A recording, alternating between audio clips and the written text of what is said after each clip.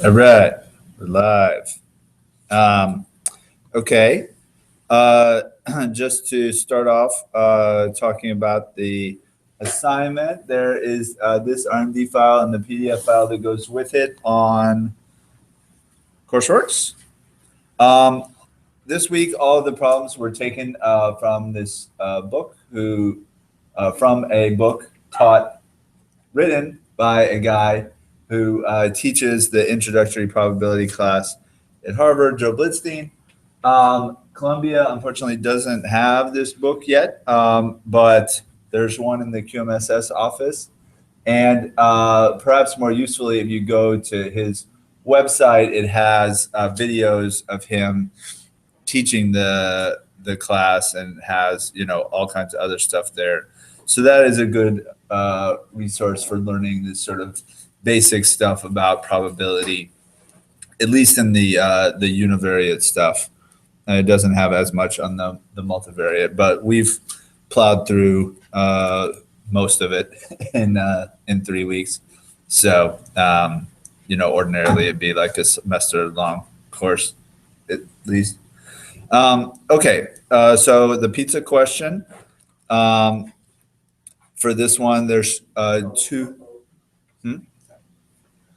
There's two pizzas, but one pizza doesn't infringe on the what you can get on the other pizza. So those are basically independent. But and then there's 4 sizes of pizzas to choose from, and you can get any of 8 toppings, but toppings are you can't get double or whatever. So the expression for this is for any value of toppings, it's choose 8. N is 8 and K is any number between 0 through 8. Since all of those are possible, we want to sum those possibilities and then multiply by 4 because there's 4 sizes of pizzas and we're getting 2 pizzas. So we multiply by 2 and that comes out to 2048. Yes. Why do we multiply by 2? I mean, if we want to count the number of combinations of 2 pizzas, we can order out of 2, like 10, 24 possible types of pizza. And it should be choose an ordered pair of 2 from the 10, 24 possibilities. Isn't it? I mean, it doesn't make sense to just multiply by 2.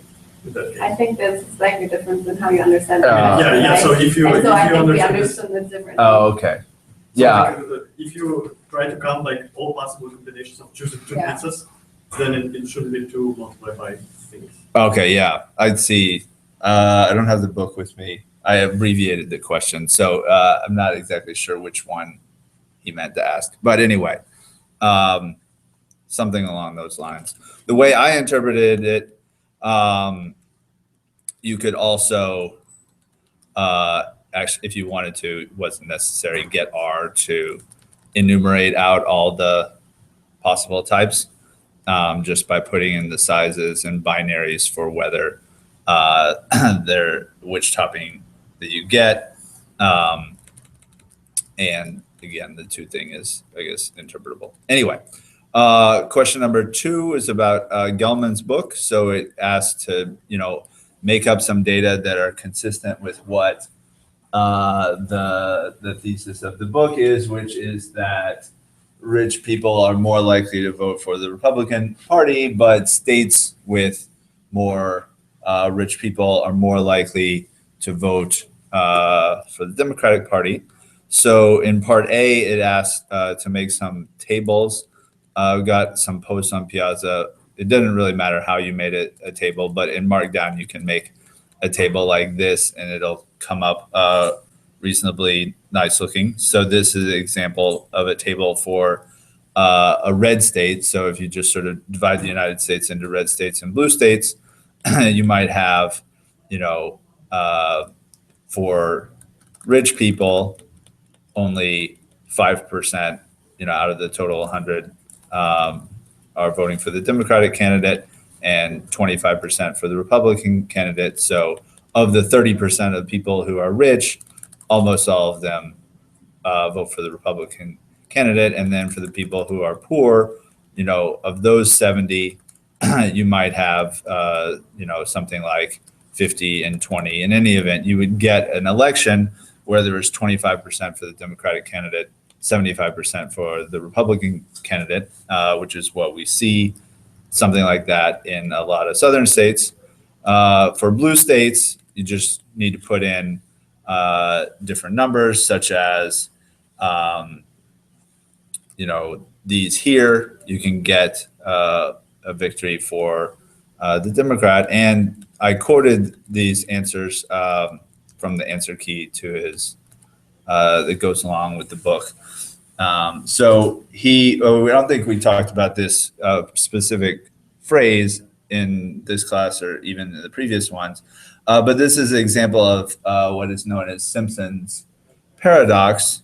And if you were in 4912 for the first few weeks, what we would have called it as conditioning on a collider, changing associations among the people in the states. It also can be seen as a problem of ecological inference. That's something that is a term in political science, where conclusions that you make about aggregate data at the state level might not be consistent with what is going on at the individual level if there's some interesting relationship between the groups that you're stratifying on within those state boundaries. And then part B was a question. I didn't write down exactly what the text was, but is it possible, something along the lines, to move 10 people from a blue state to a red state, and what was it, to have the percentage of people who vote for the Democrats go down? Goes up? Yeah. Okay. So yes, that is possible. Or it's also possible the other way, but the way the question was asked, yes, it is possible. So the scenario that Blitzstein talks about is, okay, if you have 10 people, half of which are Democrats and half are Republicans, moving, then the probability of voting for the Democratic candidate, given that you're in a blue state after the move, becomes 75/90, which is greater than 80/100. Which is the old probability, and the probability that you vote for the Democrat, given that you live in the complement of a blue state, which is a red state, is 30/110, which is greater than the original probability of 25/100. And so that is one way in which that scenario could happen without contravening any of the rules of probability, because the marginal probabilities are still coherent. So I think that covers part B. Question 3. This is the one about the copy machine. So basically, if you have n the number of copies that need to be made in a day, if n exceeds m/2, then the probability you have, yes? Why? I don't understand that if n is bigger than m/2, because doesn't every tray has m? I think that's what it says in the question, that every tray has m papers. And so it needs to be n/2m then, because both paper trays together have 2m. Oh, yeah, I wrote it. Yes. Papers, right? I wrote it wrong. Yeah. That should be, let me change that. I'll upload a new version. Because the two trays together are insufficient, and conversely, if one tray on its own is enough, then it would be enough even if that one tray randomly got picked every time. So in terms of putting in to p binom, it asks you what is the smallest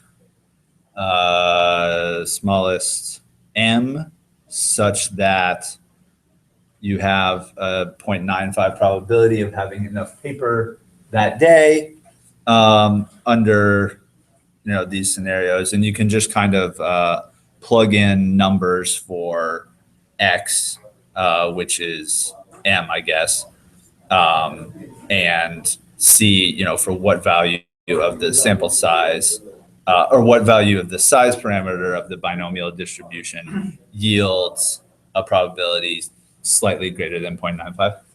Question? Yeah, can I ask a question about part A? So I think I got interpreted the question differently. So basically, I assume that if at least one of the trays run out of paper during the day, then it's like fail.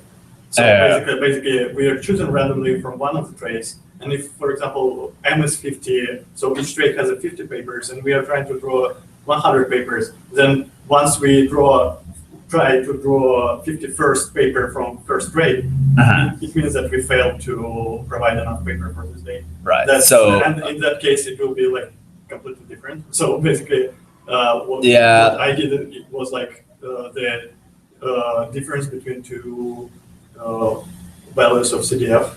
So basically, one is for M, and then another one is for M minus M minus 1. So if you take the difference between those two CDFs for number of trials n, then you will get this probability of like not running out of paper on both trays. That seems reasonable. You can see why this doesn't work if you just put in p-binom 101.5. So like you've got 50 pieces of paper in each tray,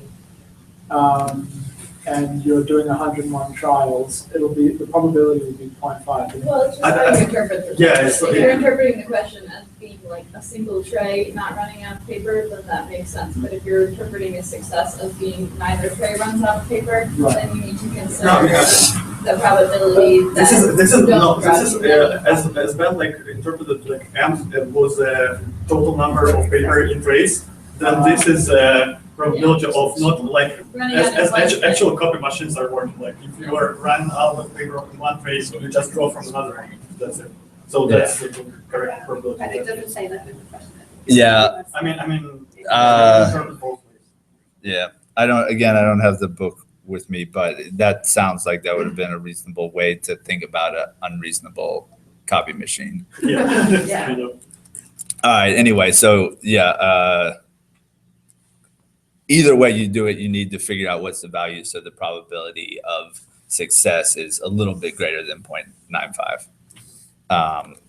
Come out like that. Okay. There's one about the expectation. It's probably a little bit hard to read the text. In any event, the probability mass function for this variable, which is defined for integers greater than or equal to 1, is -1 over x times log 1 minus p, and then times in the numerator again p to the x. So actually, no, I'm not going to write it down because then you won't be able to hear me in the video. And so if you think about the expectation of that, that's going to be x multiplied by the probability mass function with an infinite sum over all the integers greater than 1. So the easiest way to do this problem is to do it a little bit symbolically. So if you think x multiplied by the probability mass function at any value of x, then the x in the numerator and the x in the denominator cancel. And so that's going to leave you -1 over the logarithm 1 minus p multiplied by p to the x. So you still have an infinite sum there, but you can pull the -1 log 1 minus p outside the summation and just worry about the simpler problem. What does p to the x converge to from x is 1 to infinity, basically. Now, R can't handle infinite sum analytically, so you could just put in like a really huge upper limit for x and try values, particularly values that are rational for p, just put in a value of p, raise that to the x, and then sum over a really big number that's not quite infinite. You could do this analytically if you wanted to. If you define t as the sum of the probability raised to the x power summed from 1 to infinity, you get this p plus p squared plus p cubed thing. And if you multiply both sides of that by 1 minus p, you get 1 minus p quantity multiplied by t, and then p times 1 minus p, which goes to p minus p squared, and that cancels with the other p squared, and you multiply the 1 minus p by all the other terms. In any event, it ends up in the limit, the right-hand side going to p. And so t, that infinite sum, is going to converge to p over 1 minus p, in which case the expectation is going to be -1 time divided by 1 logarithm of 1 minus p times p over 1 minus p. So the odds ratio there. And this is, I didn't put this into the problem because it would just be easy to look up, but this is called the logarithmic distribution. And it's a probability mass function that you can use for something that's, you know, you're guaranteed to have a count of at least 1, but there's not an upper bound on it. So any questions about 4? No? 5 is a change of variables thing. In a relatively simple case, if you have a standard uniform distribution that you're transforming, either u squared or the square root of u. And the thing for the standard uniform distribution, its probability is going to, probability density function is going to be 1 for any legal value of the random variable. So the PDF of x is basically just going to be 1 multiplied by the derivative of the inverse g function. So the transformation from g back to u. And so if you just do that partial derivative, the absolute value of it, you get 1 over 2 times the square root of x in part A, and 2x in part B. And then you can make a plot of those values in a variety of ways. Something like this.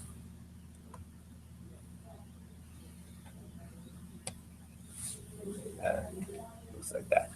Anyway, so that uniform distribution is one of the easiest to do changes of variables with, but it's also particularly useful because we can always transform a variable to a standard uniform distribution by using the CDF of the variable as a transformation function. So you can do transformations in 2 steps. You can have some variable, put it into its own CDF. You get a variable that's distributed standard uniform. Then you can take some other distribution's inverse CDF, put the standard uniform into that inverse CDF. Now you have a variable that's distributed according to whatever is the second distribution that you're using. So you can transform things to normal or whatever, make it more easy to use. So questions? Anything about that? All right. All right. So the actual section stuff today, you're going to need MVT norm, scatterplot 3D, and MCMC pack for some of the things that we're going to do today. So the first thing to think about is what might be considered backwards univariate transformations. And this, I mean, so say you know the distribution of some transformed variable, what is the distribution of the variable that it started with before it got transformed. So an example of this, suppose you have a variable p, and p is subject to the transformation 1 over 1 plus e to the negative x, which is the CDF of the standard logistic distribution. So if p is generated by that transformation, and you know that p is going to be between 0 and 1, so a reasonable distribution for that would be a beta distribution, or Kumara-Swamy, but we'll stick with beta in this case. So another way of saying this is the link function between p and x is logistic. It's the same idea that we have in logit models, et cetera, when we get to that. So if that's p and p is distributed beta, what is the PDF of x? And so we can write x in terms of p as the logarithm of the quantity p divided by 1 minus p. That is the inverse CDF function of the logistic distribution. And we know from the relationships that we talked about last week and this week that the distribution of p is equal to the distribution of x multiplied by this absolute value of a partial derivative thing, in which, in this case, the partial derivative of x with respect to p. So you can just flip that around and say, okay, the distribution of x is going to be the distribution of p divided by that absolute value of the partial derivative. And another way of thinking about that, instead of dividing by the absolute value of that partial derivative, is to multiply by the partial derivative of the transformation going the other way. But we can work it out in the way that I've got it specified here. So that is the inverse CDF of the logistic distribution. And the derivative of that inverse CDF, we mentioned briefly last time, is with the Kumara-Swamy distribution. That's called the quantile density function. So the derivative of the inverse CDF with respect to p. And that number is equal to the reciprocal of the probability density function evaluated at x. So we can figure out what the distribution of x is by multiplying the distribution of p times the PDF of the logistic distribution. And we can see that in R if we just set alpha and beta to some values that are positive for that beta distribution.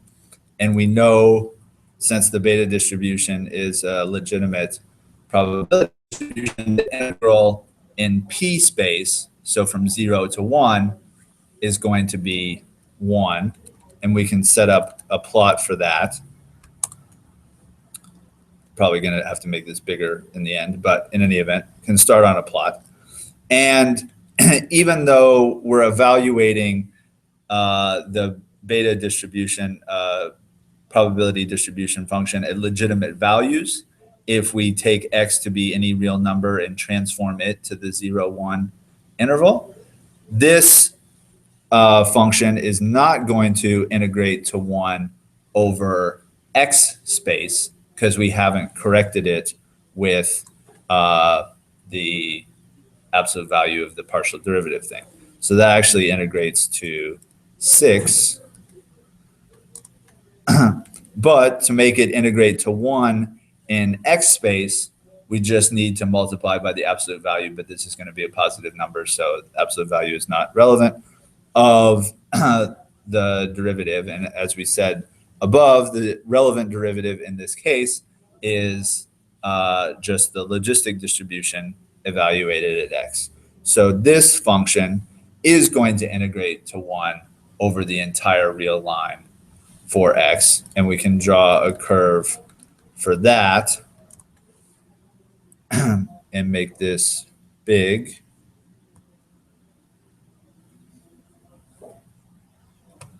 Right.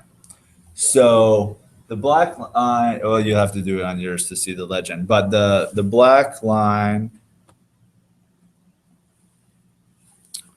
is for the beta distribution in P space. So that thing is going to have an area of 1 underneath it on the 0 to 1 interval. But in X space, where P is related to X by this 1 divided by 1 plus e to the negative X transformation, you get the red line, which if there's an area of 1 under the black curve, then clearly there's a way too much area under the red curve over the entire real line. And to fix that, we have to multiply by a number that tends to be less than 1, the PDF of the logistic distribution in that case. And so in that case, we get a green line, which also has area underneath it of 1 over the entire real line. So we've basically made, it's not entirely new, but a new distribution for X by defining it as the random variable whose logistic CDF transformation is distributed beta. And we can basically transform, again, anything to the 0, 1 interval just by running it through some CDF, then using a beta distribution to model it. So there's a lot of distributions that are created that way. You just have to be careful that you have the change of variables term in there so that the whole thing integrates to 1 again and is a valid probability density function. So that's kind of an extension of last week. We're still in the univariate case here, but this is, I guess, worth doing. I think we're probably going to get crunched a little bit on time today, so we're not going to stop to write down an equation with a pencil for what that PDF is. But if you're watching on YouTube, now would be a good time to pause the video and see if you could write down a simplified expression for what the PDF of X is, or you could do that on your own later. So continuing on to some multivariate stuff, or first, we just want to do a little bit of perhaps review of the syntax for manipulating matrices in R. So we talked on Tuesday about not getting confused between vector multiplication and element-wise multiplication, or matrix multiplication, which is basically just a whole bunch of vector multiplication, and element-wise multiplication of matrices. But if you think about 2 square matrices, then both element-wise multiplication and true matrix multiplication are possible operations. And so one of the mistakes that you can make, which is one of the hardest things to catch, is if you mean to do matrix multiplication of 2 square matrices, but you don't type the $, which is the operator for matrix multiplication. You just type star, which is the operator for element-wise multiplication. So in both cases, you'll get a k by k matrix back. But if you mean to do matrix multiplication and you accidentally type element-wise multiplication, you're not going to get the k by k matrix that you intend, except in the rare case that both of those matrices are diagonal. So that is definitely something to be on the lookout for. So use matrix multiplication when you mean matrix multiplication, and element-wise multiplication when you mean element-wise multiplication. But for the most part, matrix multiplication is the one that we would be using more often. So to just demonstrate some of the syntax, we're going to start off using a correlation matrix that comes in R already. It's by some study in like the 1940s or something, where they were measuring how tall and girls are and stuff like that. So it has kind of long names for the variables, so I'm just going to abbreviate those to 6 characters, and then we can look at this correlation matrix. So, for example, 2 of the variables are height and weight, and they have an estimated correlation of 0.473. So that's to say there is a moderately strong correlation between the height and weight of girls, however old they were when they were measured. And, other things in terms of like how long their forearm is and other stuff like that. So anyway, we have an 8x8 correlation matrix here. And for any correlation matrix, there is a Cholesky factor of it. Recall that R doesn't tend, it is coded to return the upper triangular version of the Cholesky factor, whereas the way we explained it in lecture was that a Cholesky factor is lower triangular. So I'm going to use the T function, which stands for transpose, to just flip it around the way that we're used to thinking about it. And there we have the Cholesky factor that is associated with this correlation matrix. Like all Cholesky factors, it has 0 in every position above the diagonal, positive numbers in every diagonal element going down the diagonal here, and it can have either positive or negative numbers below the diagonal. Those are not restricted. They can just be any real numbers. So we have our Cholesky factor, and then we can verify the relationships that are supposed to hold by comparing sigma to L multiplied by its own transpose.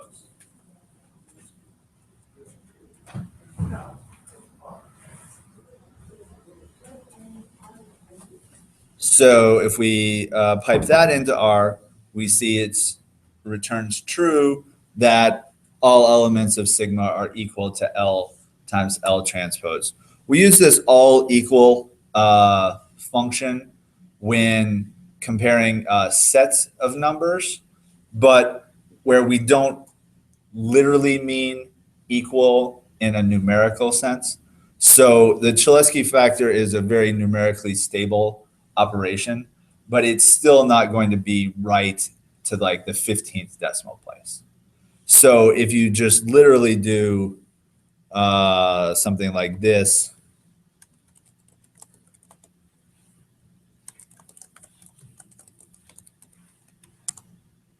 some of those come out as false, but symbolically it's all true. It's just computers have a finite amount of precision that they can store these numbers, and it has to round at like 16 decimal places eventually.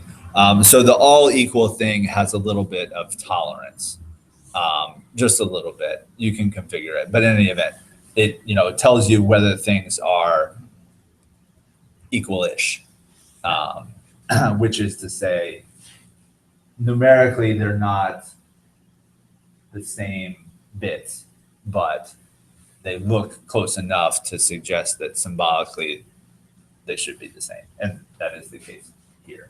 We're going to have to worry a little bit more about these numerical precision stuff when we get more into Stan, but we're going to have the same sorts of issues. Jasper, do you have a question? Oh, that's good. Ben? No, I don't. So I'm just rubbing it Okay. Another relationship that we said would be true on Tuesday was that the determinant of sigma is equal to the square of the determinant of L. And the determinant of L is the product of its diagonal elements, all of which are positive. So diag L is a function that extracts the diagonal of a square matrix. Prod multiplies all those numbers together. Square should return something that is equal to the determinant of sigma. We could have obtained the determinant of sigma directly. However, the DET function, which calculates the determinant, doesn't utilize the fact that this is a correlation matrix, that it's symmetric, that it has to be positive definite. And so it uses a more general algorithm that is not as accurate in the numerical sense, even though it should be equivalent. So the inverse of sigma has sort of a odd way of calling it. What R is really doing with this solve function is trying to find the matrix X such that sigma matrix multiplied by X is equal to the identity matrix. And so it is treating this as a system of equations that it needs to solve. So we say, we want to put the identity matrix on the right-hand side of this, and we want to solve for the matrix such that sigma times that matrix is equal to the identity matrix.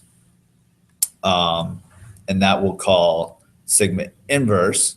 However, again, the general solve function does not know that this is a special matrix, that it's symmetric, that it's a correlation matrix, that it's positive definite. And so we can do a little bit better numerically, and we can also reinforce what we talked about on Tuesday by calculating the inverse of sigma in another way. So the forward solve function is one that is specific for lower triangular matrices.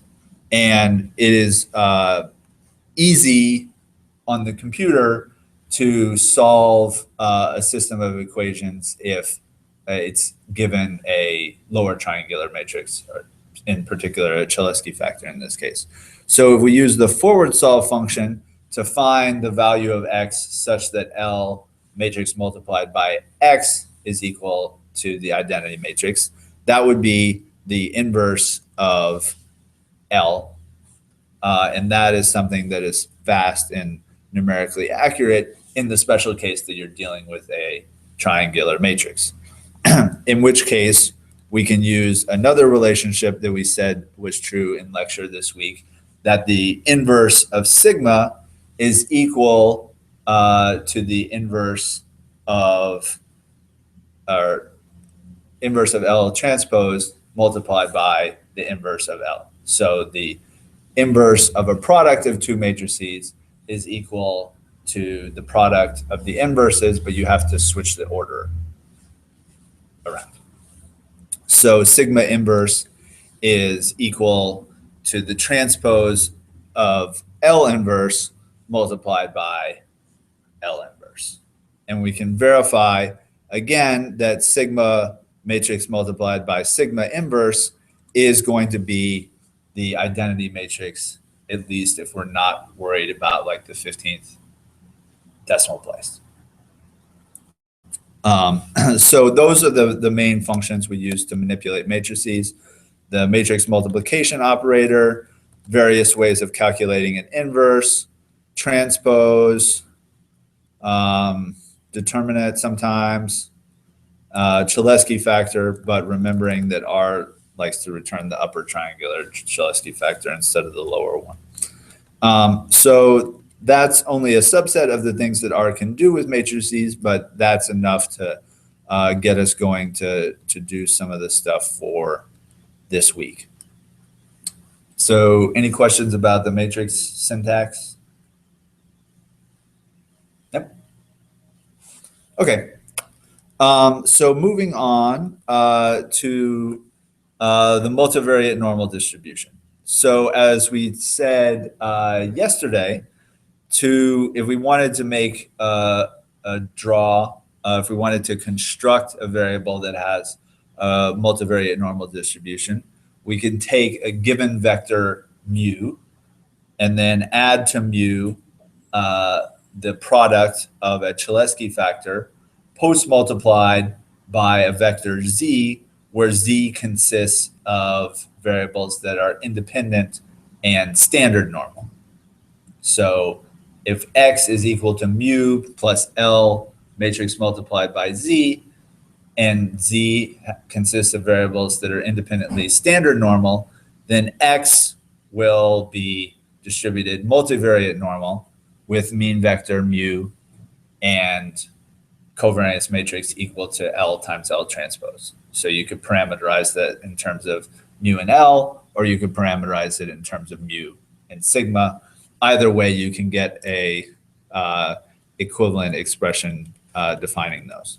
So in the case of making a function that will draw from a multivariate normal distribution, the tradition in R is for the first argument of these random number generator functions to be the number of draws that you want. And since the multivariate normal distribution is going to involve k elements, the usual way of thinking about n draws from a k-dimensional distribution is to have n rows and k columns. That's just kind of typical. So if we wanted to make n draws from a multivariate normal distribution, we need to make a matrix of these that are distributed independently in standard normal. That matrix needs to have k rows and n columns. So basically, it's going to take each column of this Z matrix, multiply it by the L Cholesky factor, and then add on the mu vector to create something that is distributed multivariate normal. And then, but that is going to come up with a k by n matrix, which is not the way we usually think about things in the social science. So we're going to transpose that around to get n rows and k columns that are drawn independently from a multivariate normal distribution with some mu and some Cholesky factor L. So we can send that into R. So in this case, we have an L that came from that thing with heights and weights and whatever.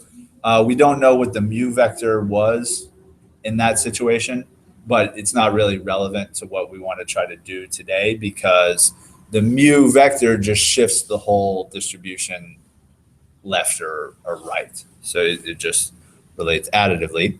So if we then pipe in from X, X is going to be a matrix with 10,000 independent rows and 8 columns, but the 8 columns are not going to be independent because they're generated from a multivariate normal distribution. So we can look at the first few elements of that. Again, these don't really substantively make sense because we don't know what the mean vector to shift them over would be. But you can think about these as data relative to the sample mean, whatever that might have been. And then if we look at the correlation matrix of those variables rounded to two decimal places, we get a correlation matrix that is very similar to the correlation matrix that we started with, only differs due to the finiteness of the number of draws that we're taking, in this case 10,000, but that's more than enough for it to have a estimated correlation matrix basically equal to sigma, at least to a couple of decimal places. Does that make sense? No. So what exactly, sorry. So what exactly should we take these coefficients to mean? I'm a little lost by what each of the elements of this matrix should represent. All right, so if we go back to X, this corresponds, and we just printed out the first 6 rows, but there's 10,000. This would be like data. It doesn't exactly look like heights because some of them are negative, but that's only because we didn't know what mean to shift it by. So this is like data relative to the mean of whatever the population is. So if you subtracted the mean, you would get data that looks like these numbers here. So if then we wanted to say, well, what does the correlation matrix of our data set look like? That would involve the core function, which inputs a matrix and then is going to output a K by K correlation matrix, telling us the correlations among the columns of our data set. So this is again telling us what it estimates to be the correlation between height and weight in this data set, which is very similar to the correlation matrix that we started with. Theoretically, why do you need to account for the mean, the population or sample mean when you're developing this matrix? For a lot of purposes, like I said, you don't. It's just this looks like weird data for, let's say, heights. So the first person had a positive height and then everybody else had a negative height.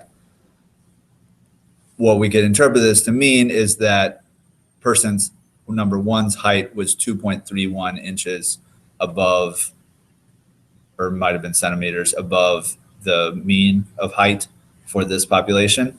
And person 2 through 6, they were all of below average height. So it's just shifting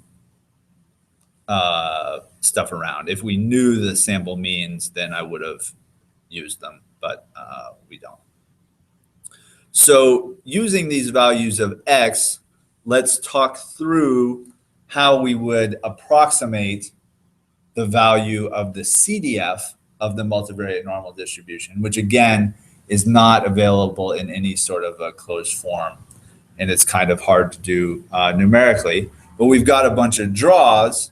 So how would we approximate the CDF if we wanted to evaluate the CDF at the vector x equals 0, 0, 0, 0, 0, 0 for this data set with this L? So how could we use the draws that we have, which are a lot of them, and the definition of the concept of a CDF to get an approximation of what that CDF would be for this data generating process, evaluating the CDF at a 0 vector?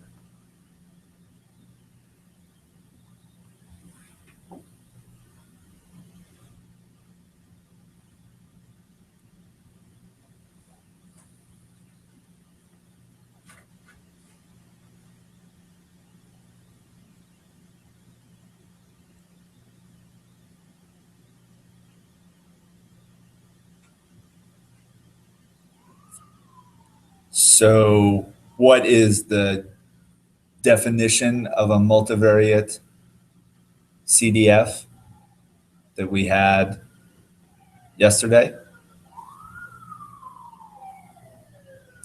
The probability that x1, big x1 is less than little x1, and simultaneously big x2 is less than little x2. Right. So if all our little x's are 0, then what does that come out to in this case? Being less than for each variable. Right. So we're essentially asking ourselves, what's the probability that a person is below average on all 8 variables at the same time? If they were above average on any of the 8 variables, then the thing that we're evaluating would be false. So we want to know what's the probability of all those being true simultaneously. So if that is the concept that we have in mind, then how could we use R to give us an estimate or approximation of that probability?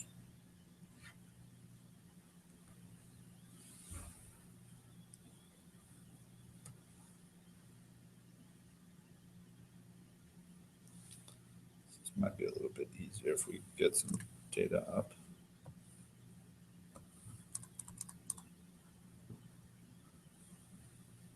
Did you just see how many of the rows meet those criteria? Right. And so of the first 6 rows that we've got there, which, if any of those people meets the criterion? The 5th one does. I think the 6th one does not, if I round it to 3 decimal. Oh, the 6th one too. Okay. And so then how would we come up with an estimate of the probability of being less than the mean on all the variables simultaneously for this data generating process based on the data that we hypothetically have here? Just count the number of such rows and divide by 12. Right. So we would come up with the mean.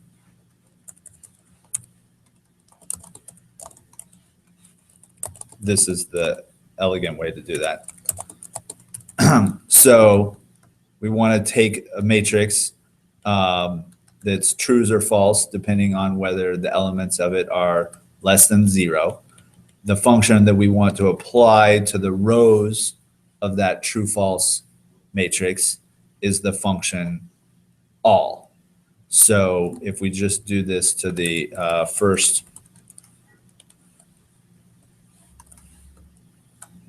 set of rows, it's looking for rows for which all of the condition x less than 0 are true simultaneously. And so if we did this for the entire data set, we can take the mean of those, because R, like most computer languages, will map false to 0 and true to 1 for the purposes of doing math expressions. And we get approximation of 0.133. You might get something slightly different because you had a slightly different x, but all of our x's came from the same data generating process. So this is sort of an example of something that I alluded to before. Whenever we have integrals and the CDF is a multivariate integral for which we don't have a closed form expression, and we almost never do for multivariate CDFs, we can do Monte Carlo integration of integrals by just drawing from the appropriate distribution and evaluating the average when that G function is applied to our random draws. In this case, the G function is just 1 if you're less than average on all the variables, and 0 if you're above average on any variable. So taking the expectation of that G function is something that if you do enough random draws, converging to something close enough to that true probability that you can evaluate symbolically in this case, or in a lot of cases when dealing with multivariate distributions. Yeah. Maybe I'm just repeating what you just said, but the idea is to specify sort of every possible vector of little x's and try them out. Yeah, well, every possible is going to be an infinite number of things if x's are continuous. But for sufficiently large number of draws from the distribution of interest, you can basically you can estimate the expectation of anything just by taking your large number of draws, putting them into your G function of interest, and taking the sample average. In this case, the G function of interest is, are you less than 0 on all the variables or not?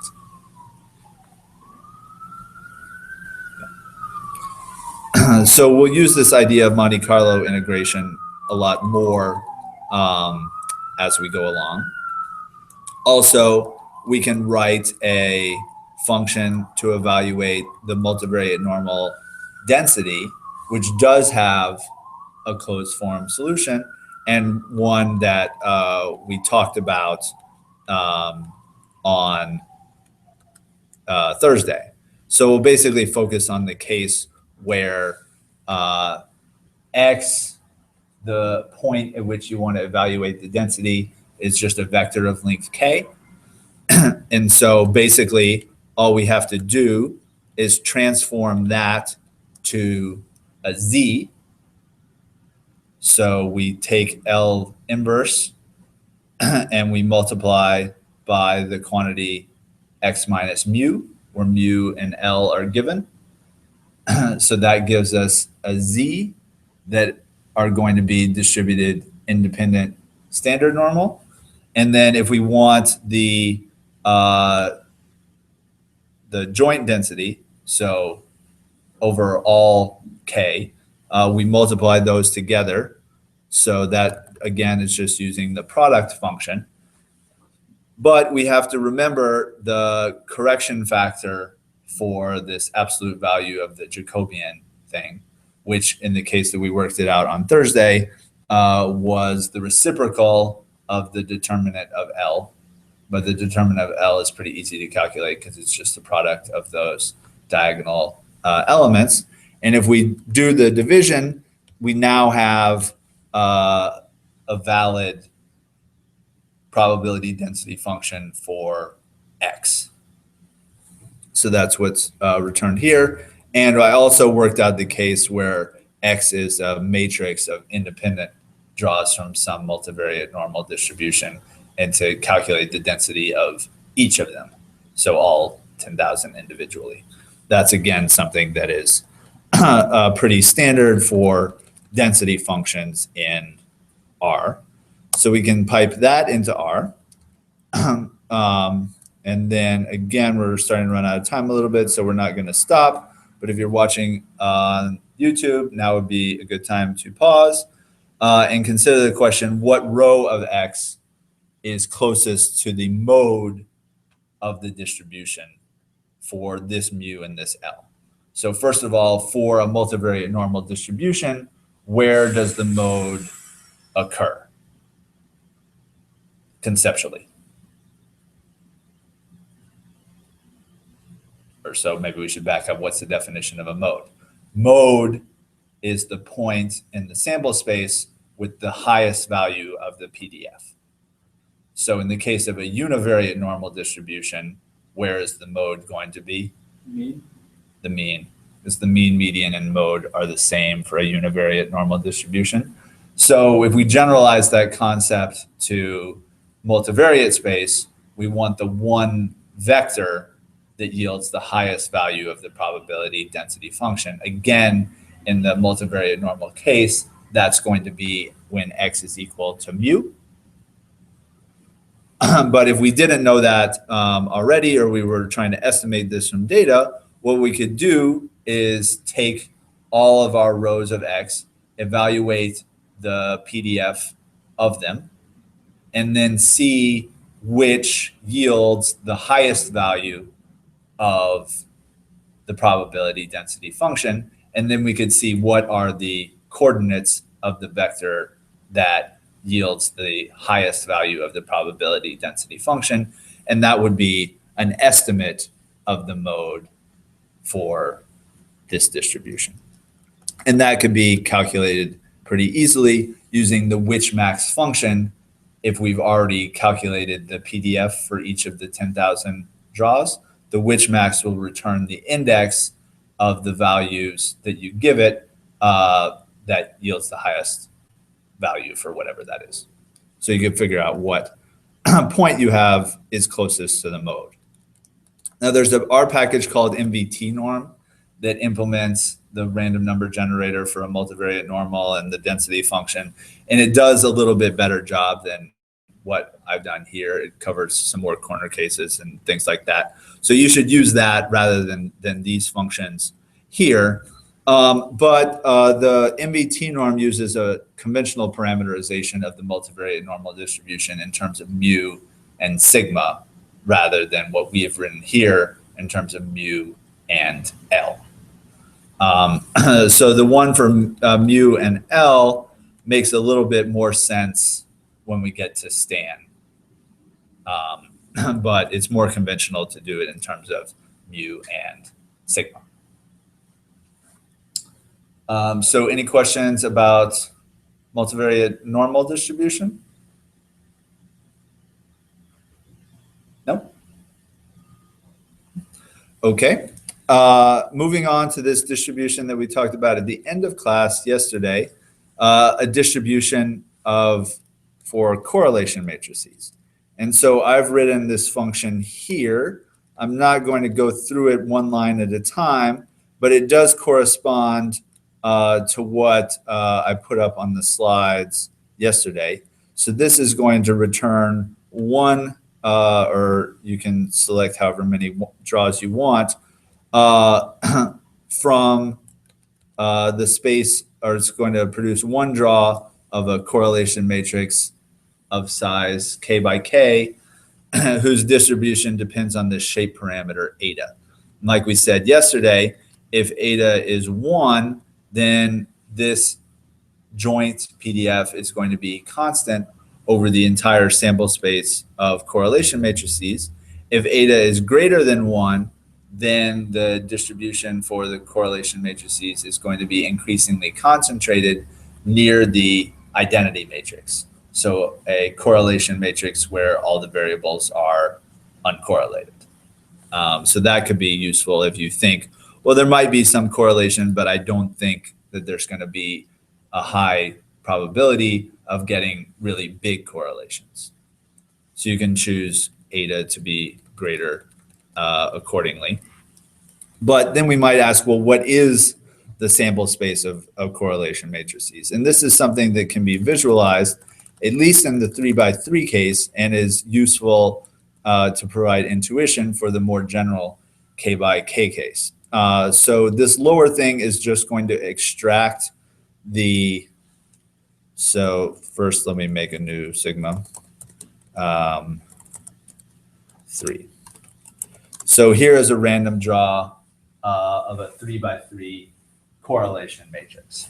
And I want to, since this is a symmetric matrix, I don't want to be redundant. So I just want to look at this element, and this element, which corresponds in our indexing to the second, the third, and the sixth element I want to pull out of this matrix. And I want to do that 100,000 times for the 3x3 correlation matrices. And so I use the replicate function for 100,000 draws from this distribution. And for each draw, I'm going to get 3 points, which are the 3 correlations in this 3x3 correlation matrix.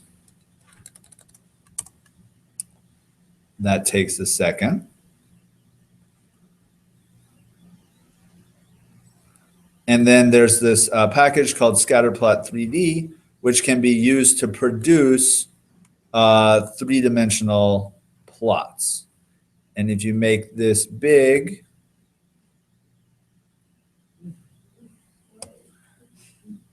it's gonna take a second to come back in focus. There we go. So it got cut off a little bit on the right side, but look at yours. So this is the sample space for 3x3 correlation matrices. And as you can see, it's this curve thing within a cube. So each of the dimensions goes from -1 to 1. Those are the possible values for a correlation marginally. But the sample space doesn't fill up the whole cube of -1 in 3 different ways, -1 to 1 in 3 different ways. And the reason why that is, it gets back to this thing that we talked about briefly, that correlation matrices are defined as being positive definite. And one way to think about positive definite, you can multiply a correlation matrix by the same vector on both sides. You're guaranteed to get a positive number unless the vector you're multiplying by is 0. Another way to define it is in terms of the Cholesky factors. We said that the diagonal of a Cholesky factor is restricted to only have positive entries. And so for some 3x3 symmetric matrices with 1s down the diagonal, they're not actually correlation matrices because they don't satisfy this inequality constraint of positive definiteness. Another way to think about this in the 3x3 case is, let's say we have 2 variables and they're correlated with each other really high, like 0.9.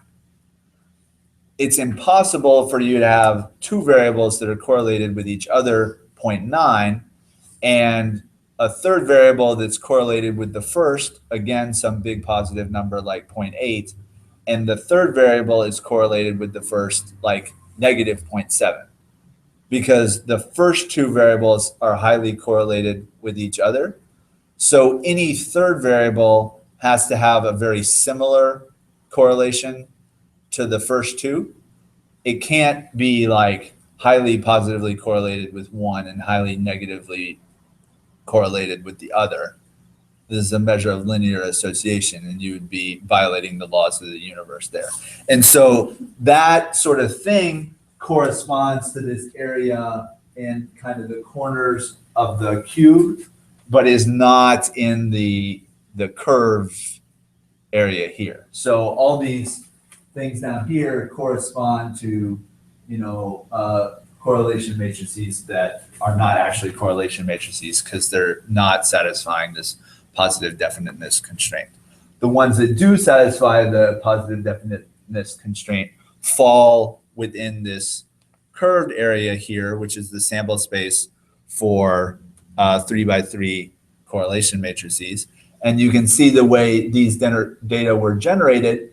It looks as if, and it in fact is the case, that these correlation matrices are uniformly distributed throughout their sample space, not throughout the whole cube, but throughout the curved area for legal correlation matrices. It looks like the dots are, uniformly-ish spread out through that whole sample space. And that is because we picked the eta parameter to be drawing from a distribution that is constant. If we look briefly at the correlation matrices that are implied by an inverse Wishart distribution, I'm just going to pump that in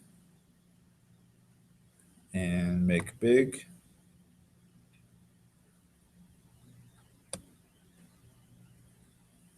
Yeah. What does the color differentiation correspond to? That just helps you see the front versus the back of this thing more easily. I guess red corresponds to things that are in optical illusion supposed to be at the front of this, and black corresponds to things that are supposed to be at the back. And is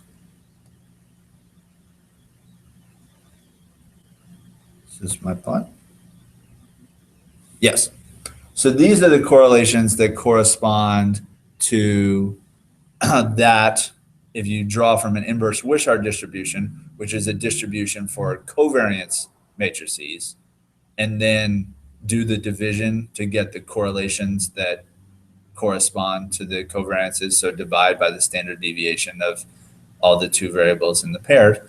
We can see a plot where we have correlations that are not uniformly distributed through the sample space of correlation matrices. You have more concentration at the corners than you do anywhere else. So you see more points in the corners here than you do in the middle,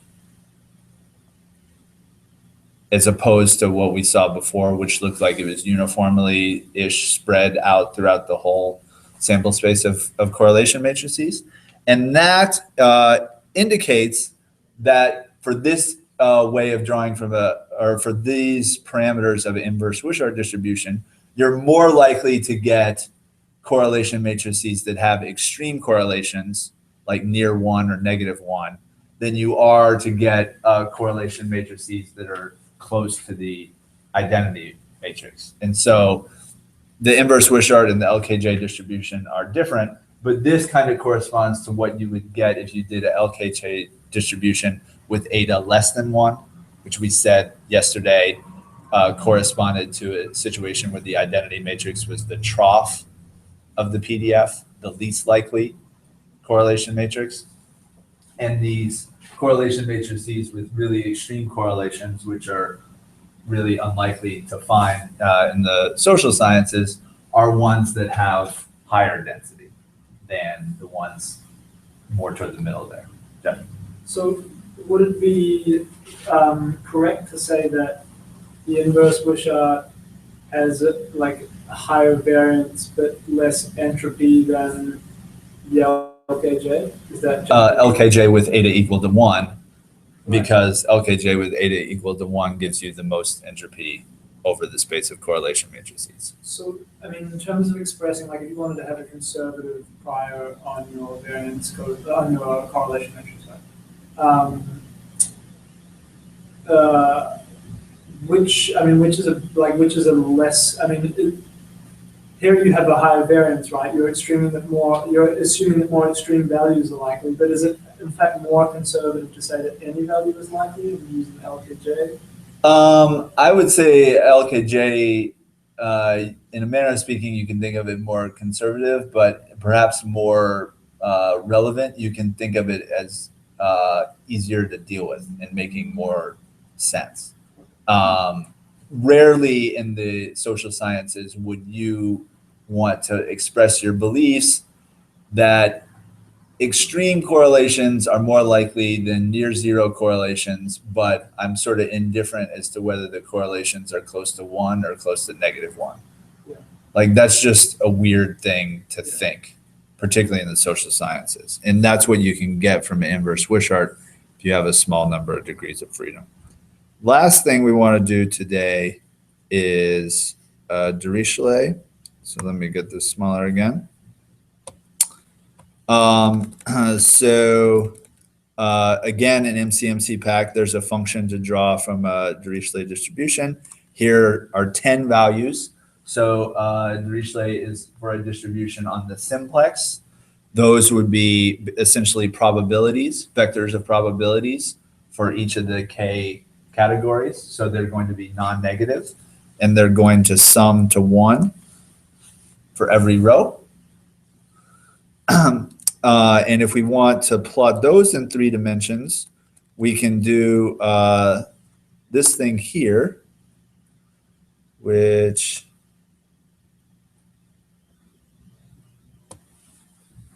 looks like a triangle inscribed inside a cube. So all of the draws from this Dirichlet distribution fall on this triangle. And why would that be the case?